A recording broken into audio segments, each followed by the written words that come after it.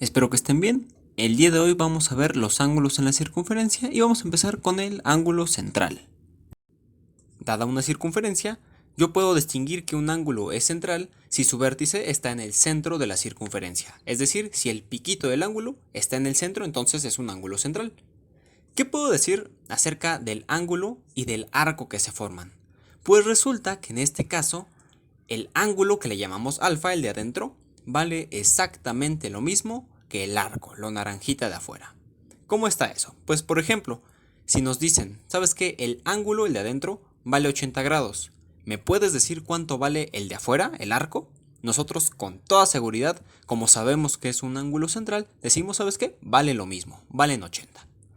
Al revés pasa exactamente lo mismo. Si por ejemplo nos dan primero el arco, que valga 30, el de adentro del ángulo tiene que valer lo mismo, 30. Insisto, porque el ángulo es central.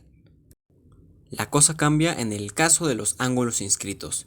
Para empezar, un ángulo inscrito tiene su vértice en la circunferencia, sobre la circunferencia, entonces así yo puedo distinguirlo. Ahora, ¿qué sucede con el ángulo y con el arco que se forman?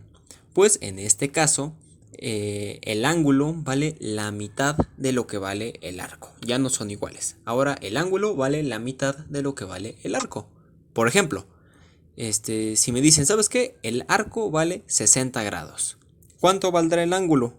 Bueno, pues como es un ángulo inscrito, el ángulo va a valer la mitad del arco, es decir, la mitad de 60 grados, lo cual sería igual a 30, ¿sí? Ahora, ¿qué pasa si es al revés? Si primero me dan la medida del ángulo, por ejemplo, 40 grados. ¿Cuánto vale el arco? Pues el arco va a valer el doble, es decir, 80. ¿Por qué ahora de dónde sacaste el doble?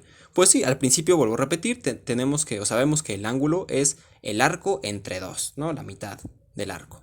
Lo que estamos haciendo simplemente es pasando el 2 que está dividiendo al otro lado multiplicando, y así es como sé que el arco es igual a 2 veces el ángulo. Por eso multiplico al 40 por 2, 2 veces el ángulo, ¿no? 2 por 40 me dan 80, ¿sí? Para que lo cheques, lo reflexiones y veas que sí.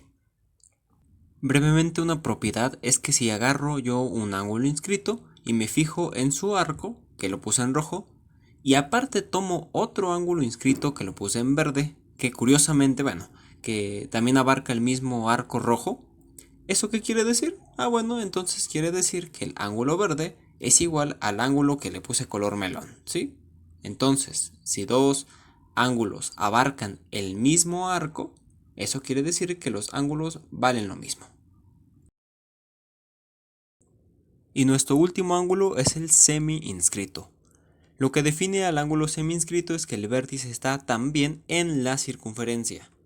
Y lo segundo es que una de sus dos rectas es tangente, es decir, solamente toca en un punto a la circunferencia. Entonces ahí se ve gráficamente cómo es. Ahora, ¿qué relación hay, como siempre, entre el ángulo y entre el arco que se forma?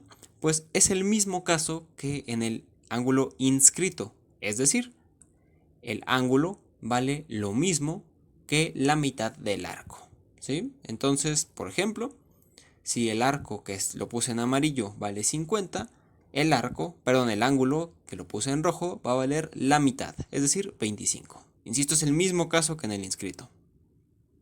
Entonces no debe de haber problema. Y al revés igual, ¿no? Si me dan primero el rojito, el ángulo de 25, solo lo multiplico por 2 para que me dé el arco, el amarillo, que sería 25 por 2 igual a 50.